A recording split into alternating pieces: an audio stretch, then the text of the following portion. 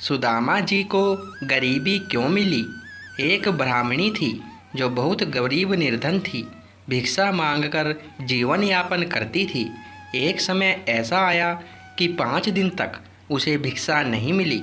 वह प्रतिदिन पानी पीकर भगवान का नाम लेकर सो जाती थी। 6वें दिन उसे भिक्षा में 2 मुट्ठी चना मिले। कुटिया पे पहुँचते पहुँचते रात हो गई। ब्राह्मणी ने सोचा, अब ये चने रात में नहीं खाऊंगी, प्रातःकाल वासुदेव को भोग लगाकर तब खाऊंगी। यह सोचकर ब्राह्मणी चनों को कपड़े में बांधकर रख दिया और वासुदेव का नाम जपते जपते सो गई। देखिए समय का खेल। कहते हैं पुरुष बली नहीं होत है, समय होत बलवान।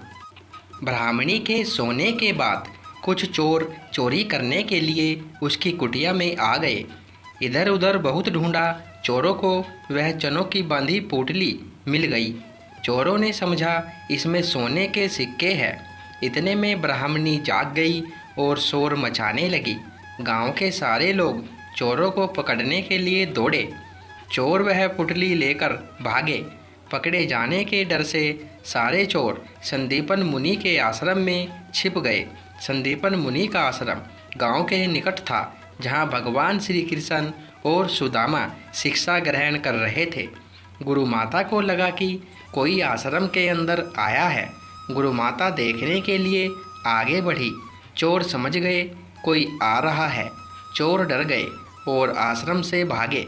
भागते समय चोरों से वह पुटकी वहीं छूट गई और सारे चोर भाग गए।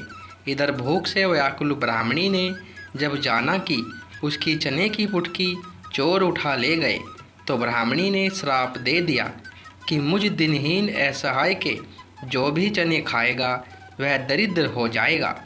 उधर प्रातःकाल गुरु माता आश्रम में झाड़ू लगाने लगी। झाड़ू लगाते समय गुरु माता को वही चने की पुटली मिली। गुरु माता ने पुटकी खोल के देखी तो उसमें चने थे। सुदामा जी और कृष्ण भगवान जंगल से लकड़ी लाने जा रहे थे। रोज की तरह गुरु माता ने वह चने की पुटकी सुदामा जी को दे दी और कहा, बेटा जब वन में भूख लगे तो दोनों लोग यह चने खा लेना।